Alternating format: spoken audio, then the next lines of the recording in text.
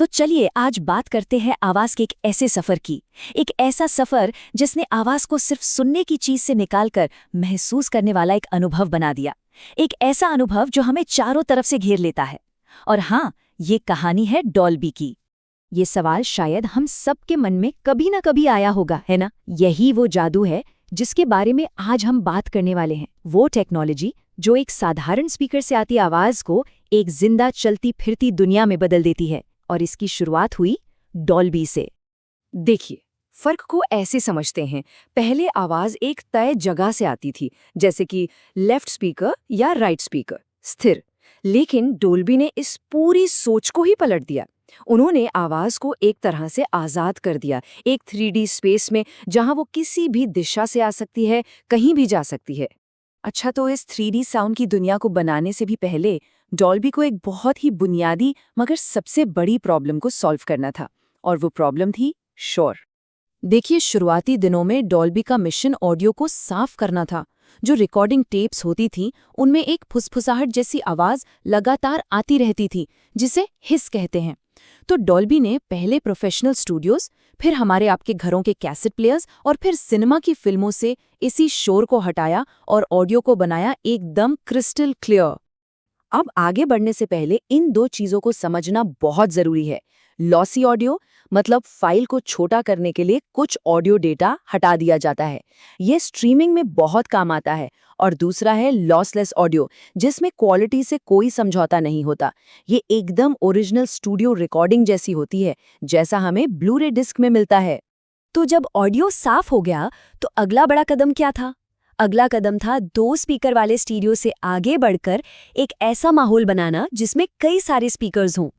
और यहीं से एंट्री होती है डॉल्बी डिजिटल की और इसके सबसे मशहूर फॉर्मेट 5.1 सराउंड साउंड की। इसने तो जैसे होम एंटरटेनमेंट की दुनिया ही बदल कर रख दी। तो ये 5.1 काम कैसे करता है? बहुत दिलचस्प है। इसमें हर स्पीकर का अपना एक खास काम है। जो सेंटर स्पीकर है वो डायलॉग्स को एकदम साफ सुनाता है। आगे के लेफ्ट राइट स्पीकर्स म्यूजिक और मेन साउंड संभालते हैं, और पीछे के स्पीकर्स वो माहौल बनाते हैं, आसपास की आवाजें। और हाँ, वो जो 0.1 है ना, वो है सबवूफर, जो एक्शन सीन्स में वो गहरा बेस देता है, जिससे सब कुछ एकदम असली लगता है। इसी से पहली बार लोगों को अपने घरों में असली सराउंड साउंड का मजा मिला। और ये सिर्फ एक टेक्नोलॉजी बनकर नहीं रह गई। जब डीवीडी और डिजिटल टीवी का जमाना आया, तो डॉल्बी डिजिटल आवाज का ऑफिशियल स्टैंडर्ड बन गया। हर डीवीडी पर आपको ये लोगो जरूर मिलता था। अब कहानी सिर्फ ज्यादा स्पीकर्स जोड़ने तक सीमित नहीं थी। अब फोकस इस बात पर था कि ऑडियो की क्वालिटी को हूबहू स्टूडियो लेवल तक कैसे पहुंचाया जाए, मतलब एकदम परफेक्ट। और इसी खोज का नतीजा था डॉल्बी ट्रू एचडी। जैसा कि नाम से ही जाहिर है, ये लॉसलेस था। मतलब इसमें ऑडियो की क्वालिटी ठीक वैसी ही थी जैसी रिकॉर्डिंग स्टूडियो में थी, बिना किसी कटौती के। इसे खास तौर पर ब्लू-रे फॉर्मेट के लिए बनाया गया था, ताकि हाई डेफिनेशन वीडियो के साथ हाई डेफिनेशन ऑडियो का भी अनुभव मिले। चलिए अब आते हैं उस तकनीक पर जिसने आवाज को डिजाइन करने और उसे सुनने के तरीके को हमेशा के लिए बदल दिया। जी हाँ, हम बात कर रहे हैं डॉल्बी एटमॉस की। अब ये कॉन्सेप्ट समझना बहुत जरूरी है। देखिए, पुराने फॉर्मेट्स में क्या होता था, आवाज को एक खास स्पीकर को असाइन किया जाता था, पर एटमॉस में आवाज एक ऑब्जेक्ट है। अब इसका मतलब क्या हुआ? सोचिए, एक हेलीकॉप्टर की आवाज या बारिश की एक बूंद, ये सब एक एक ऑडियो ऑब्जेक्ट हैं, और साउंड डिजाइनर इन ऑब्जेक्ट्स को कमरे में कहीं भी, मतलब कहीं भी रख सकता है, हमारे ठीक ऊपर या बगल से गुजरता हुआ। तो फिर ये 3D साउंड का डोम या गुंबद बनता कैसे है? बहुत आसान है। पहले तो हमारे पारंपरिक सराउंड स्पीकर्स होते हैं, फिर इसमें हाइट स्पीकर्स जोड़े जाते हैं, जो या तो छत पर लगे होते हैं या फिर ऊपर की तरफ आवाज फेंकते हैं।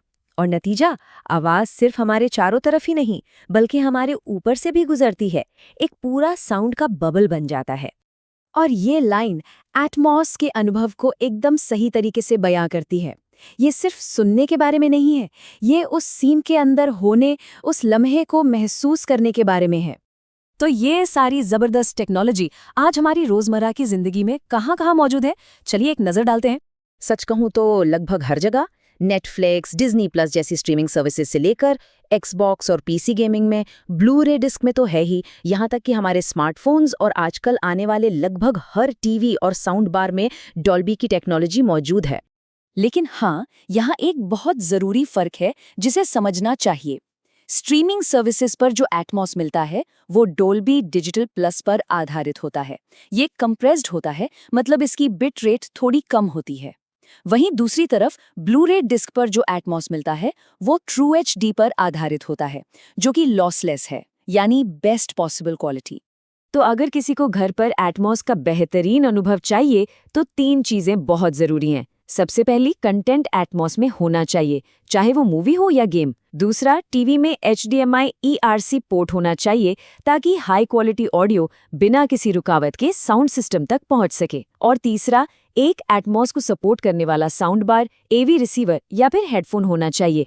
डॉल्बी ने यहाँ तक का एक लंबा और शानदार सफर तय किया है, लेकिन कहानी यहीं खत्म नहीं होती। तो अब सवाल ये है कि भविष्य में हमें क्या सुनने को मिलेगा। डॉल्बी अब म्यूजिक के लिए स्पेशल ऑडियो पर बहुत काम कर रहा है, जो गाने सुनने के तरीके को पूरी तरह से बदल सकता है। इसके अलावा पर्सनलाइज्ड ऑडियो अनुभव, कारों में इमर्सिव एंटरटेनमेंट और AC4 जैसे एडवांस्ड ब्रॉडकास्टिंग फॉर्मेट्स, ये सब ऑडियो का भविष्य हैं। और आखिर में एक सवाल छोड़ जाते हैं।